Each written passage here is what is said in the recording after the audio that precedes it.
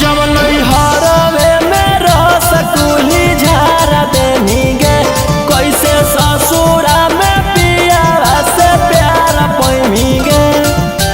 केतना बतैयौ तोरा छोड़ा अपन हाल रे, ले के माल जाके सुतल है नेपाल रे, ले के माल जाके सुतल है नेपाल रे।